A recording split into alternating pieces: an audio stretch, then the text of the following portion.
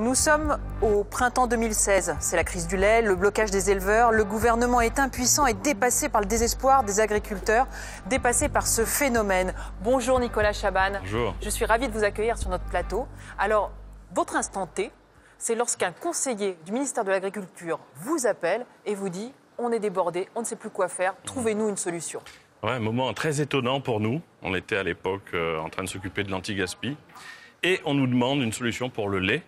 Comment mieux rémunérer un producteur de lait? Donc on a répondu très simplement, combien il manque sur un litre de lait? Bien sûr. Première question essentielle.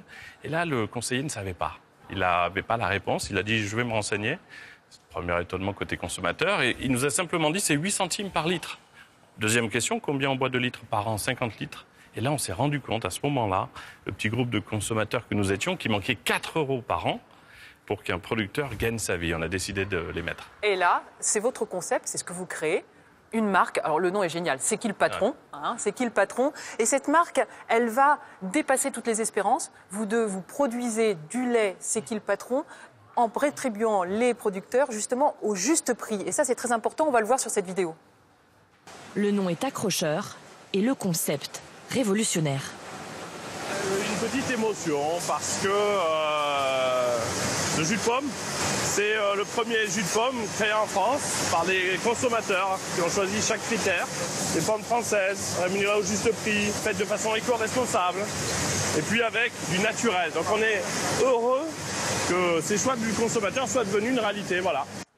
Ah oui, vous avez une jolie Charlotte sur la tête. Oui. Très belle Charlotte. Alors là, on voit, c'est du jus de pomme, c'est du lait, c'est du beurre. Enfin, ça ne s'arrête plus.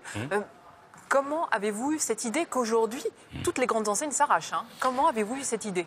Cette idée, elle est née de ce petit collectif de consommateurs qui se dit à un moment donné, on a compris que pour 4 € de plus, en rajoutant 4 € sur nos achats de lait, on aidait des producteurs plutôt que de les voir involontairement avec notre argent subir la situation.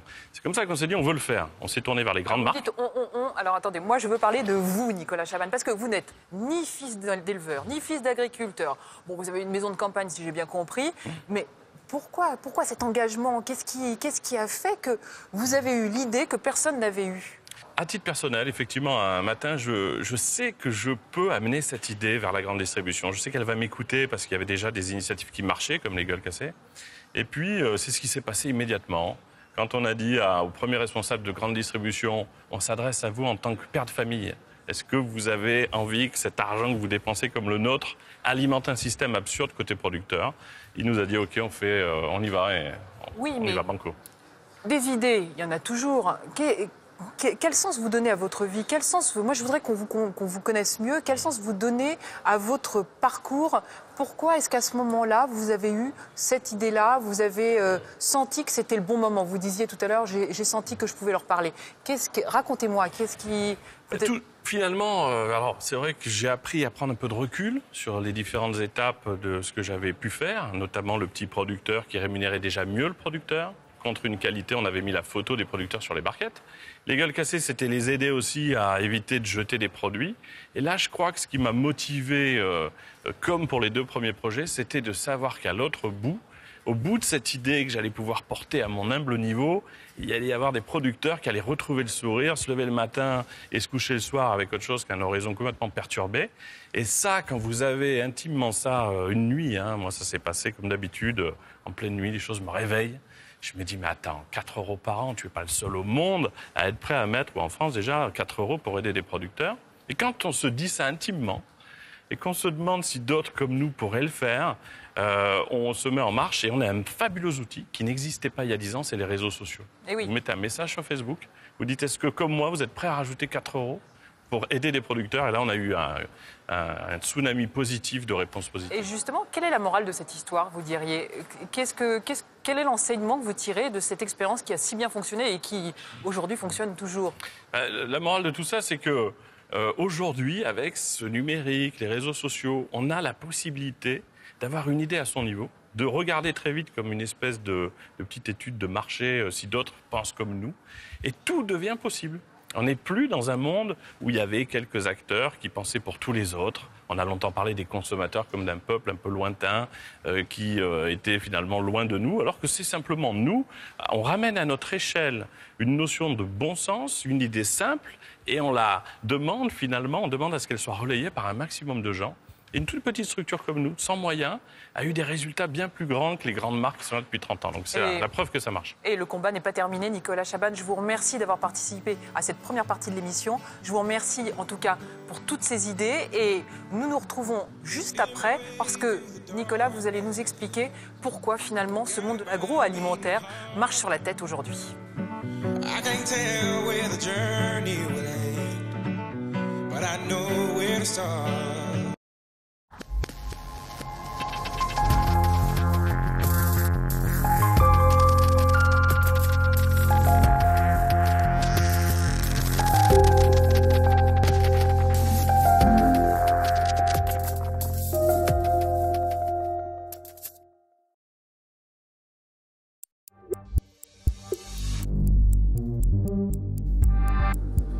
L'instant T, c'est une expertise et notre expert aujourd'hui, c'est Nicolas Chaban. Merci d'être là, Nicolas. Moi, je vois que vous êtes un espèce d'électron libre dans le monde de l'agroalimentaire. Vous avez créé des marques vertueuses qui fonctionnent très bien. Et je voulais avoir en fait votre sentiment sur plusieurs phénomènes et notamment ce phénomène du gaspillage. Je voudrais qu'on voit justement une vidéo qui est, je trouve, très parlante dans une usine de céréales. Ça, c'est un sac de 250 kg. C'est un produit parfaitement bon. Il est très très bien. Juste la couleur ne correspond pas au cahier des charges. Et donc on va devoir le jeter parce qu'on ne peut pas le donner ni aux animaux ni aux associations caritatives. Alors, il le jette, il jette tout parce que ça n'est pas calibré selon les souhaits de la grande distribution. Vous savez, Nicolas, que 40% aujourd'hui, 40% de la nourriture qui est fabriquée n'arrivera jamais dans notre assiette, notamment pour beaucoup, à cause de la grande distribution qui effectivement relègue, jette ce qui ne colle pas exactement. Alors vous avez eu une idée, une fois de plus, que je trouve assez étonnante, c'est ces fameuses gueules cassées, c'est ces fruits moches que vous avez transformés en produits finalement attirants et que pour 30% de moins, effectivement, vous les vendez maintenant aux grandes surfaces et ils sont achetés. Ça a sauvé, là encore, beaucoup de petits producteurs. J'allais envie de vous demander pourquoi est-ce que personne n'a eu cette idée avant vous ? Comment expliquer ? C'est une question qu'on me pose souvent, mais je crois qu'une bonne idée, elle est en fait chez tout le monde, au même moment. Il faut juste la réveiller, il faut faire vibrer une fréquence collective, puis tout le monde se dit, bah ouais, c'est évident, ah bon, ça n'existe pas. Les gueules cassées, c'est pareil. Chaque année en France, ce qui n'est pas consommé comme aliment qui pourrait l'être, ça représente le Stade de France rempli à ras-bord. Il faut avoir cette image en tête. Et pour des histoires de petits calibres, de formes, de couleurs, il ne fallait plus les jeter. On a dit à tout le monde, c'est aussi bon, on les vend 30% moins cher et on limite le gaspillage. C'est comme ça que sont nées les gueules cassées. En même temps, quand on y réfléchit, ça n'a pas de sens de ne pas avoir pensé à ça avant. Quel regard vous avez aujourd'hui sur la grande distribution et sur cet énorme gâchis ? La grande distribution, elle est aussi directement responsable des cahiers des charges. Ce qui fait une gueule cassée, c'est qu'on décide d'un millimètre pour une céréale. 1 millimètre de plus permet d'en valider une partie. Il faut sortir des cahiers des charges, il faut ouvrir un peu son esprit, revenir au bon sens. Et on a moyen de tout faire évoluer aujourd'hui parce que ce qui manquait, c'était qu'on était dans des habitudes. Quand les consommateurs disent à la grande distribution, on est prêt à acheter ces produits avec des petits défauts d'aspect, ils sont pas moins bons que les autres. Si en plus vous les vendez moins cher, on les achètera. Il fallait ce signal fort. Pour que ce signal soit entendu, visible, audible, il fallait les réseaux sociaux. Voilà pourquoi aujourd'hui tout est possible. Et l'année dernière, vous avez eu les états généraux de l'alimentation auxquels vous avez participé. Vous avez ouvert votre bouche à ce moment-là. Et d'ailleurs, je voudrais qu'on vous entende justement. On vous a retrouvé sur les réseaux sociaux. Quand on donne des centimes qui manquent aux producteurs, en échange, en retour, il est capable de faire un produit de meilleure qualité. L'équité, ça a une conséquence directe sur notamment la qualité et la transparence. Alors, est-ce que vous avez été entendu ? Oui, alors tout dépend par qui. C'est-à-dire que toute la filière, même le président Macron a repris, c'est qui le patron en disant c'est un exemple à suivre. Mais c'est vrai qu'il faut s'étonner de cette unanimité autour d'une idée de bon sens. 4 € de plus pour que des éleveurs vivent d'un métier en amenant de la qualité dans notre assiette, je crois qu'il y a beaucoup de gens qui sont prêts à suivre. Mais il y a une inertie. Là, c'est un mystère qu'on essaie, nous, de secouer autant qu'on le peut. Même si ça va très vite, ça pourrait aller encore plus vite. Pour vous, c'est un mystère. Alors, vous connaissez si bien toutes les arcanes. Cet immobilisme, etc., c'est quoi? C'est la lourdeur administrative, la bureaucratie? Ouais, c'est ça. J'en parle avec les patrons de la grande distribution, qui me disent, mais ce que vous pensez, c'est évident. Vous êtes d'accord qu'il y a beaucoup de gens en France prêts à mettre des centimes en plus pour aider les producteurs, si en plus il y a de la qualité en retour. Tous les patrons me disent oui. Et puis, il n'y a pas tous les chefs de rayon qui le font. Mais je crois qu'il y a tout un système qui a été pendant des années mis en place et qui n'était pas sensible à ça, hein, avec des gens, des cadres, des acheteurs. Et là, il y a un monde qui change, et il y a cet énorme bateau très lourd qui va mettre un certain temps à prendre le virage. Mais franchement, c'est une question de temps.